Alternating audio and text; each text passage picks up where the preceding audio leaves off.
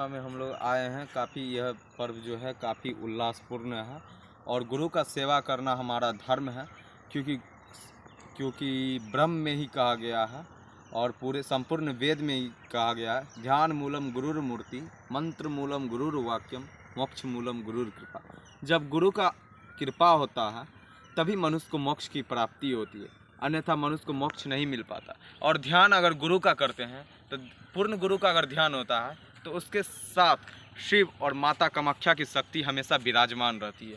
भगवान भोलेनाथ स्वयं उस पर प्रसन्न रहते हैं, क्योंकि पूर्ण गुरु मिल गया। जिस प्रकार से पूर्ण गुरु मीराबाई के जीवन में रविदास जी का आगमन हुआ, उसी प्रकार से कलयुग में साक्षात प्रकट गुरु सर्वश्री आशुतोष महाराज जी के सानिध्य में हम लोग उनके सानिध्य में रहकर उनकी सेवा में तत्पर रहते हैं। और जो पूर्ण गुरु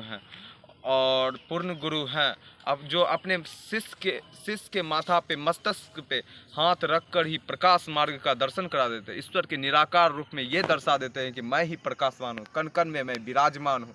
मुझे तुम कहाँ ढूंढते हो बंदे, मैं तो कहीं नहीं हूँ, मैं तो तुम्हारे हृदय में हूँ। भगवान खुद आशुतोष महाराज जी इसका निर्देशन करते हैं और अपने गुरु का ध्यान करते हुए आप गुरु ही दिखा देते हैं कि देखो जिस कृष्ण भगवान को तुम खोज रहे वो कृष्ण भगवान तो मैं ही हूँ, और जिस शिव को खोज रहे हो वो शिव तो मेरे ही अंदर है, जिस माता को खोज रहे हो वह माता भी मेरे अंदर है। यानी गुरु में सारे देवी देवता का समाविष्ट होता है और जो कण कण में विराजमान है। इसलिए कहा गया ध्यान मूलम गुरुर मूर्ति। अगर ध्यान करते हैं तो गुरु का ध्यान करना चाहिए। मंत्र मूलम गुरुर वाक्य, जो गुरु का मंत्र होता है वह काफ़ी मात्रा में सिद्ध किया हुआ मंत्र होता है, क्योंकि गुरु जब पूर्ण होते हैं तो मंत्र को पढ़ेंगे, मंत्र सिद्ध होगा। गुरु का ध्यान करेंगे तो गुरु का ध्यान करेंगे, जब सिद्ध का ध्यान करते पूर्ण गुरु का ध्यान करते हैं तो पूर्ण गुरु का जब असीम कृपा होता है तो अपने शिष्य के माथा पे हाथ रखते हैं। जब शिष्य साधना पे सुमिरन करता है तो शिष्य जब साधना सुमिरन करता है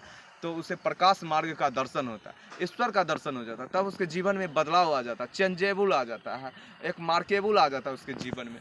तो ऐसा तात्पर्य है, ऐसा संबोधित कर रहा हूँ कि पूर्ण गुरु कह रहे हैं कि मैं कहीं नहीं गया हूँ, मैं तो बंदे तेरे पास में हूँ, तुम मुझे कहाँ ढूंढते हो। मैं ना मस्जिद में हूँ ना मंदिर में हूँ, और मैं तो तुम्हारे हृदय में ही छिपा हूँ, बस तुमको खोजने भर दे रही है। मंदिर तो एक प्रतीक है, मंदिर में तो हर एक प्रकार के लोग जाते हैं। वहाँ भी भोलेनाथ का एक शिवलिंग तैयार किया जाता है, शिवलिंग का लोग पूजा करते हैं। फिर भी मंदिर से बाहर लोग आते हैं, फिर भी वही रवैया चलने लगता है।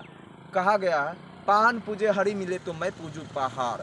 कहने का तात्पर्य है कि अगर पत्थर को पूजने से अगर हरि मिल जाते तो मैं पहाड़ को पूजता हूँ। ठीक है, मंदिर में जाकर पूजा करना बहुत सही बात है, लेकिन फिर मंदिर से मनुष्य बाहर निकलता, फिर उसका वही रवैया चलने लगता है। माला फेरत फेरत जुग गया ना मन का फेर। कबीरदास जी पूर्ण गुरु थे। कबीरदास जी का व्याख्या इस प्रकार है, मंदिर में बैठकर तो सभी माला जपते हैं राम राम राम राम राम, लेकिन राम शब्द को अपने जीवन में बहुत कम इंसान उतार देते हैं।